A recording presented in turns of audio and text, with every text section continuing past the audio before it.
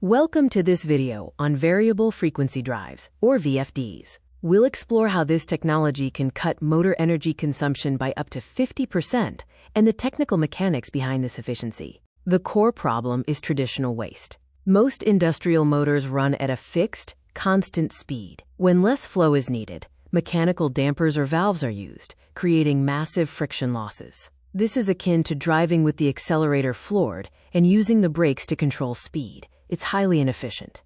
A VFD converts standard AC power into a variable frequency signal through 3 stages. First, the rectifier converts incoming AC to pulsed DC voltage. Next, the DC bus filters and stabilizes the DC current. Finally, the inverter converts the DC back to AC at the precise frequency required. The heart of the VFD is pulse width modulation. IGBT switching turns the DC current on and off thousands of times per second. By varying the pulse width, frequency control simulates a sine wave at any frequency from 0 to 400 Hz. This provides torque precision, allowing for exact control of mechanical output. The massive energy savings are rooted in the Affinity Laws. For centrifugal loads like pumps and fans, the power required is proportional to the cube of the speed. This means a small reduction in speed results in a dramatic reduction in power consumption. Let's look at the 20% speed impact.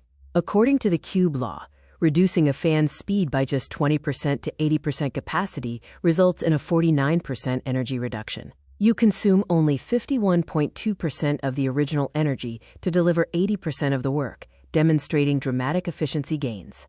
Comparing mechanical control to VFD control shows clear differences. Mechanical control has low system efficiency, high heat loss, and is noisy. VFD control offers extreme efficiency, reduced mechanical stress, continuous flow precision, and quiet operation.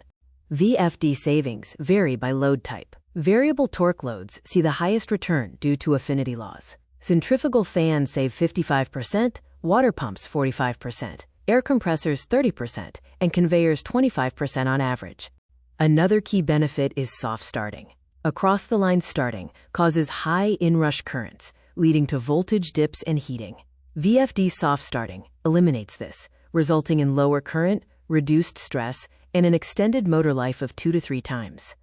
For optimal installation, best practices include shielded cables to prevent EMI, thermal management for heat dissipation, and braking resistors for high inertia loads. Modern VFDs also support IoT integration for real-time vibration and health data.